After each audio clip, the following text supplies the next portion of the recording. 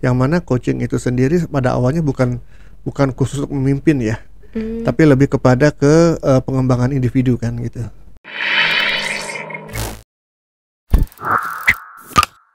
Halo sahabat coaching, balik lagi sama aku Aulia di YouTube channel Coaching for Business. Nah, kesempatan kali ini kita akan membahas seputar leadership coaching.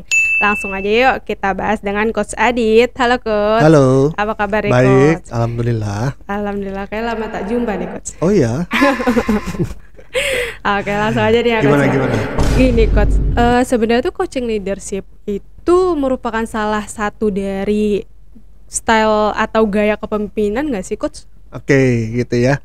Jadi coaching leadership ini memang suatu gaya kepemimpinan yang mulai muncul ya, gitu. Jadi di luar dari gaya-gaya kepemimpinan yang lebih konvensional ya, seperti otoriter, demokratik, terus ada yang namanya laissez-faire, terus ada lagi yang transformasional lah, apa segala macam ya. Nah, sekarang ada yang namanya coaching leadership, gitu ya. Kenapa disebut gaya coaching leadership ini adalah gaya kepemimpinan? Ya, kita balik lagi mungkin ke definisi leadership itu apa. Definisi leadership itu kan kalau menurut acuannya John C. Maxwell mengatakan kemampuan untuk mempengaruhi seseorang ya, untuk melakukan sesuatu yang diinginkan oleh leadernya ya. Dalam hal ini ya bisa jadi adalah untuk mencapai goal dari leader tersebut ya. Nah, itu adalah leadership, kemampuan mempengaruhi seseorang. Nah, kalau coaching leadership adalah jadi kemampuan mempengaruhi juga nih, mempengaruhi juga gitu ya leadershipnya ini, tapi dengan gaya coaching mempengaruhinya gitu, dengan style coaching. Jadi ada yang gaya mempengaruhi orang lain dengan gaya otoriter, dengan gaya yang galak, dengan gaya yang directing, atau bukan galak lah ya, yang lebih bersifatnya itu satu arah.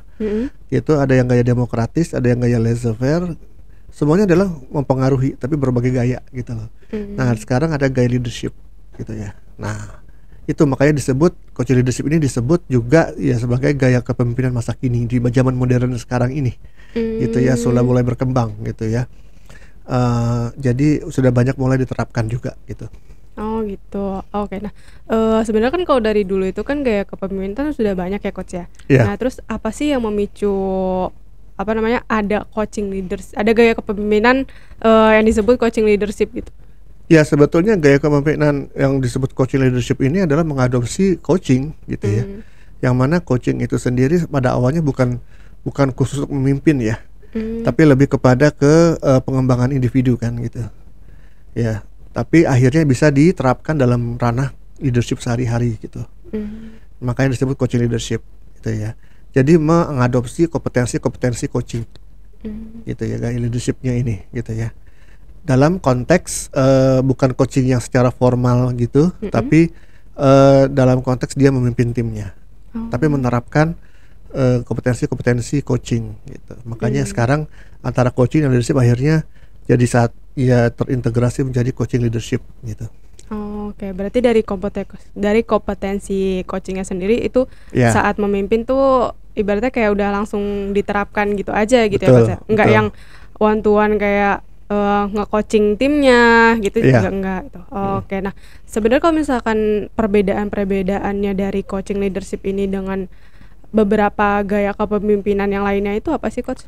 Ya, membedakan coaching leadership dengan gaya-gaya leadership yang lain.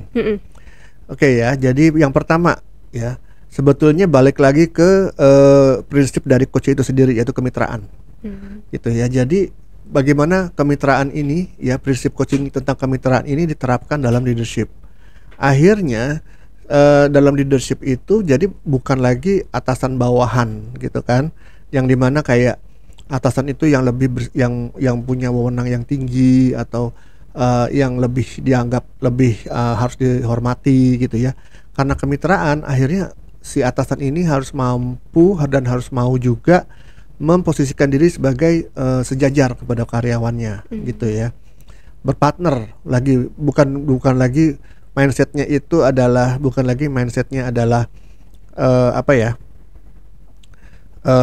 atasan bawahan yang harus nurut gitu ya bawahannya, tapi ini lebih prosesnya adalah partnership gitu ya. Jadi banyak sekali di situ nanti gaya coaching leadership ini tuh penekanannya ke partnership gitu ya. Itu perbedaannya dengan gaya leadership yang lain dimana yang lain mungkin lebih banyak ke yang atasan lah, yang lebih dominan gitu ya.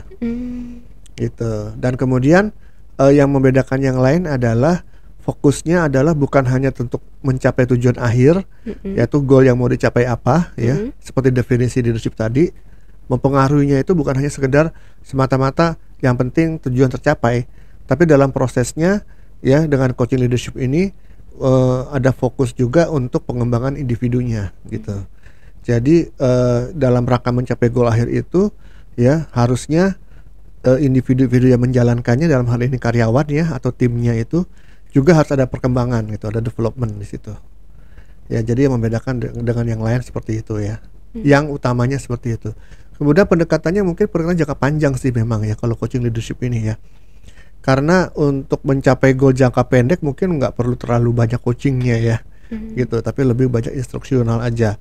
Tapi kalau yang jangka panjang, yang lebih pendekatan pencapaian goal yang strategik, itu sangat cocok dengan gaya coaching leadership gitu ya, untuk mencapai goal-goal yang jangka panjang gitu ya.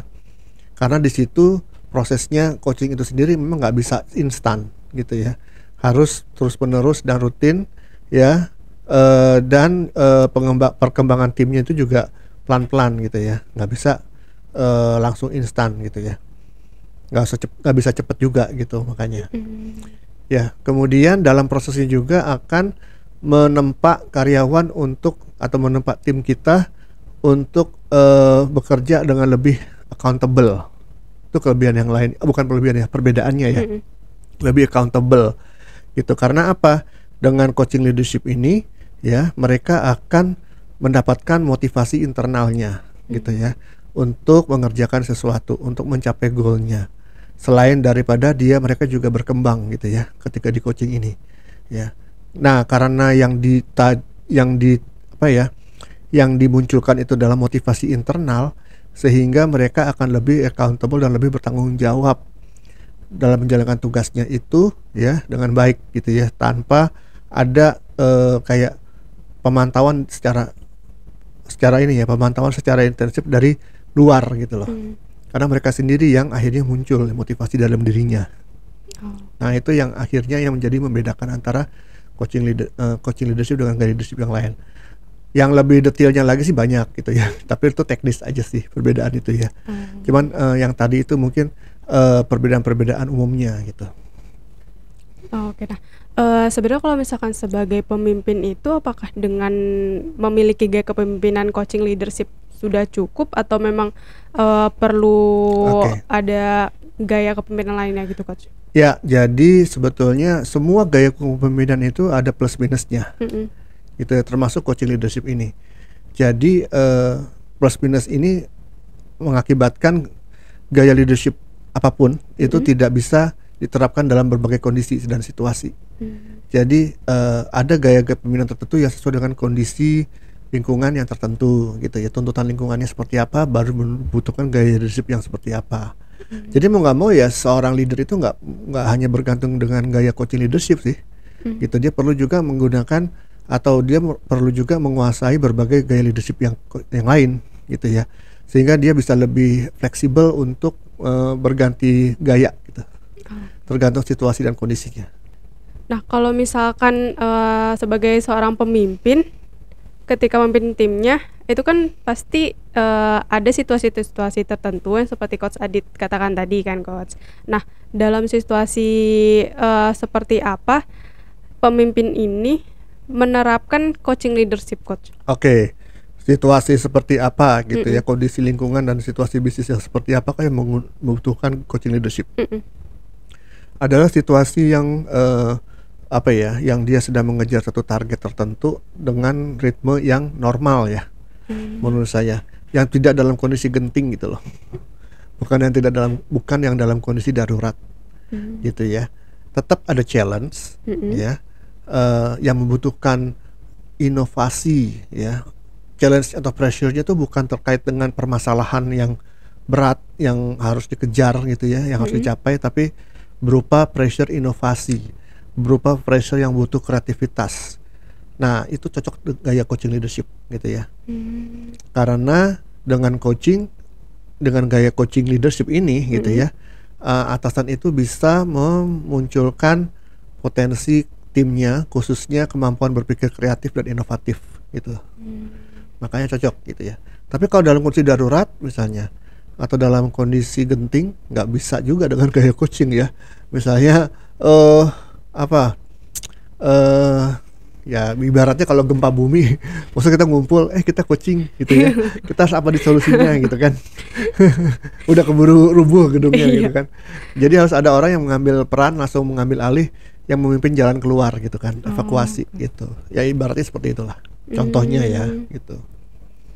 Atau mungkin situasi sebaliknya, di mana orang-orangnya itu yang sudah independen banget, yang sudah karyawannya itu sudah independen, yang sudah bisa kerja mandiri tanpa perlu diawasin benar-benar gitu ya, tanpa perlu di develop lagi gitu ya. Mereka sudah resourceful banget, mereka bisa menemukan solusinya sendiri dengan baik dengan segala permasalahannya. Ya udah nggak perlu dengan coaching lagi, mereka nggak perlu ke coaching. ya mereka tinggal kerja sendiri aja, kita tinggal delegasi aja gitu kan, tinggal dibiarkan gaya laissez-faire, jangan-jangan yang cocok gitu loh. Gitu sih. Oke. Nah, mungkin segitu dulu nih teman-teman kalau misalnya membahas coaching leadership itu seperti apa gaya kepemimpinannya. Nah, kalau misalnya teman-teman penasaran nih, apa aja sih dampak-dampaknya dari coaching leadership dengan diri seorang pemimpin dan juga timnya. Stay terus tunggu di channel Coaching for Business berikutnya ya. Dari aku Aulia, saya Ditya Wijaya. Sampai jumpa.